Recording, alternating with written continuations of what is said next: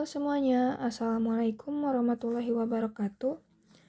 Perkenalkan, nama saya Amelia Pardatunisa dengan NIM 05606134, mahasiswa program studi Sistem Informasi Universitas Terbuka Bandung. Pada kesempatan video kali ini, saya akan mendemonstrasikan tugas basis data mengenai transaksi dan juga basis data terdistribusi. Pertama-tama, kita aktifkan terlebih dahulu Apache dan MySQL pada aplikasi XMPP. Kemudian masukkan URL http localhost phpMyAdmin.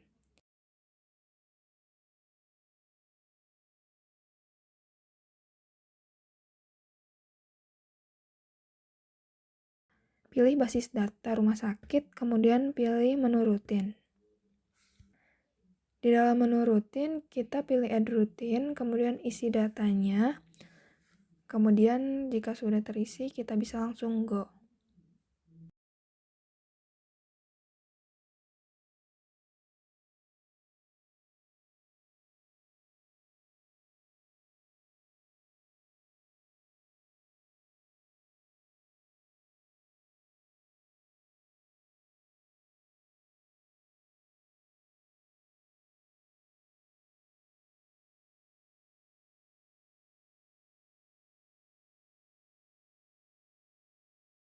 Apapun perintah yang disimpan pada sebuah transaksi, jika belum commit, maka data tidak akan masuk ke dalam tabel basis data.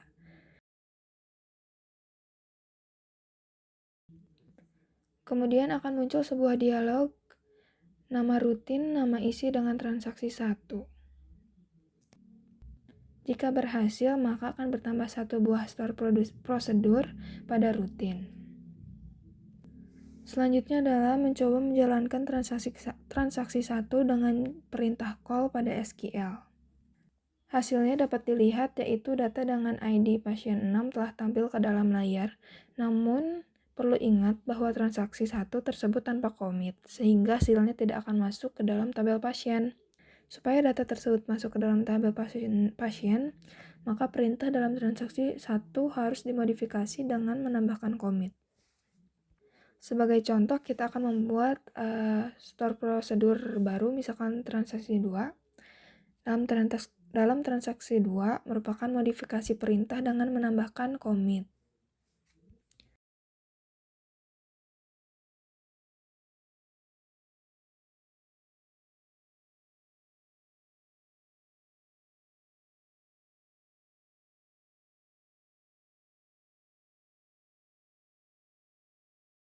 Kemudian untuk menjalankan transaksi 2, sama seperti halnya pada transaksi 1, kita tinggal masuk ke menu SQL, kemudian kita call transaksi 2. Di sini terlihat bahwa ID pasien 6 sudah tampil di layar, tapi untuk memastikan kita masuk ke tabel pasien karena menggunakan commit, jadi pasien sudah tersimpan di tabel pasien. Kemudian selanjutnya kita masuk ke rollback. Kita akan buat contoh pernyataan rollback pada transaksi 3. Rollback digunakan untuk menggugurkan perintah yang sedang berjalan. Hal tersebut berguna jika ada suatu hal yang tidak diinginkan terjadi pada sistem. Namun perlu diingatkan bahwa pernyataan rollback akan berpengaruh jika perintah yang sedang berjalan belum commit. Misalnya, kita akan menjalankan perintah update pada data di tabel pasien dengan melakukan perubahan nama pasien Poppy menjadi Danar dengan ID pasien 3. Namun, dengan pernyataan rollback, maka perubahan tersebut tidak terjadi. Untuk melihat hasil transaksi 3, sama kita akan masuk ke menu SQL, kemudian kita akan call transaksi 3. Bisa dilihat, tidak terjadi perubahan data karena telah dilakukan rollback. Jika ingin ada perubahan, maka transaksi 3 tersebut tidak memakai rollback. Untuk lebih jelas terkait dengan rollback, maka perhatikan kasus pada transaksi 4 berikut. Saya akan memberikan contoh untuk transaksi 4. Misalnya akan dilakukan perintah insert data baru pada tabel pasien dan pada ID pasien 3 akan dilakukan perubahan data update. Nama pasien menjadi Septin, namun setelah perintah insert dilakukan, perintah selanjutnya adalah rollback dan setelah itu dilakukan perubahan pada nama pasien menjadi Septin. Pernyataan tersebut terjadi 2 kali perubahan data, yaitu memasukkan data baru dan perubahan data pasien. Namun setelah perintah insert pada pernyataan pertama, dilanjutkan perintah rollback.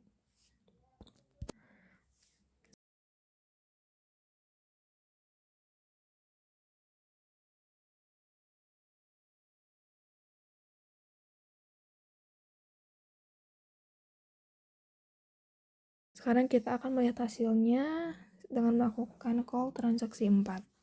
Dapat dilihat tidak terjadi penambahan data karena di rollback, namun perintah update terjadi perubahan data pada ID pasien 3 menjadi Septin. Selanjutnya kita masuk ke checkpoint. Checkpoint merupakan tempat titik di mana proses terakhir disimpan. Seperti yang telah kita pelajari bahwa suatu perintah rollback akan membatalkan atau mengembalikan suatu perintah ke kondisi di mana transaksi belum terjadi. Namun, supaya sebuah transaksi berjalan dengan optimal, maka kondisi rollback tidak harus dikembalikan ke kondisi awal. Akan tetapi bisa dikembalikan ke posisi tempat checkpoint terakhir, misalnya ada 3 buah data yang akan dimasukkan ke dalam basis data. Pada baris kelima, bisa dilihat bahwa setelah melakukan insert yang pertama, dilakukan save point dengan nama point 1.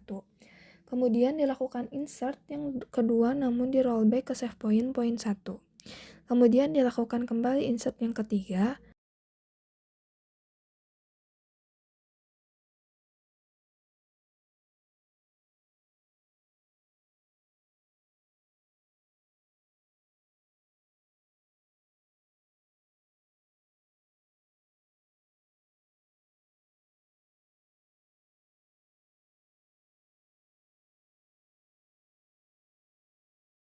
Kemudian untuk menjalankan transaksi 5, kita seperti biasa akan lakukan call transaksi. Dapat dilihat transaksi 5, data yang masuk ke dalam basis data hanya 2, yaitu ID pasien 7 dan ID pasien 9. Sedangkan untuk ID pasien 8 tidak masuk ke dalam basis data karena di rollback. Selanjutnya kita masuk ke trigger. Trigger merupakan sebuah perintah atau event yang dapat memicu perubahan sebuah basis data. Event yang dapat digunakan yaitu memasukkan, perubahan, dan penghapusan. Event-event tersebut ditambahkan sebuah kata kunci pemicu yang di dalam trigger terdapat 2 buah kata kunci yaitu before dan after. Before dilakukan sebelum sebuah perintah insert, update, atau delete dilaksanakan. Sedangkan after dilakukan setelah sebuah perintah insert, update, atau delete dilaksanakan. Untuk lebih memahami trigger, kita akan mencoba dalam MySQL melalui halaman PHP MyAdmin. Dalam menjalankan trigger, tentunya harus ada beberapa tabel yang telah dibuat. Di sini, kita akan menambahkan 2 tabel baru, yaitu tabel obat dan transaksi obat dengan rincian.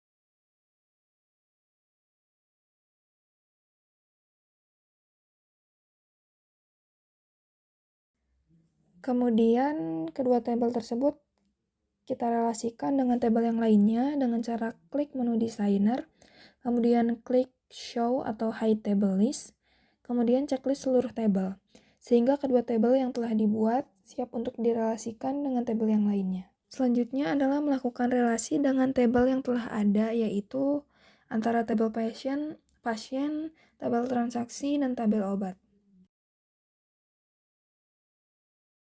Terlihat tabel obat dan tabel transaksi obat telah berelasi. Maka selanjutnya dalam mencoba perintah trigger, kita akan fokus pada ketiga tabel, yaitu tabel pasien, tabel transaksi obat, dan tabel obat. Namun sebelum melanjutkan, kita akan mengisi dulu tabel obat minimal 3 data.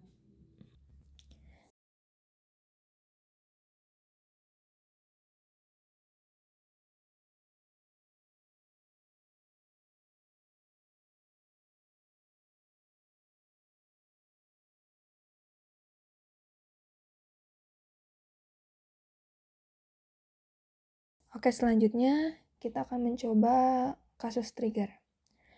Misalnya seorang pasien membeli obat amoxicillin sebanyak 5 buah. Maka ketika tabel transaksi obat pada atribut jumlah dimasukkan data, maka secara otomatis stok pada tabel obat akan berkurang. Untuk membuat trigger, kita bisa masuk ke menu trigger, add trigger, kemudian isi data.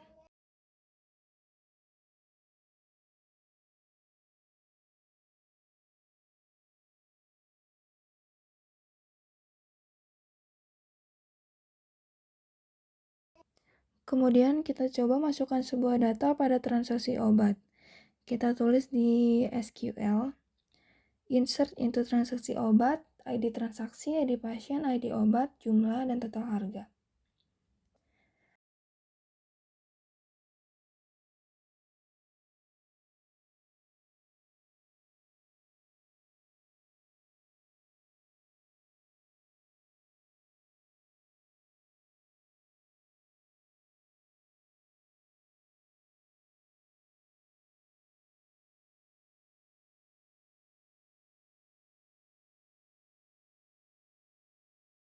Setelah dimasukkan, kita akan periksa kembali tabel obat.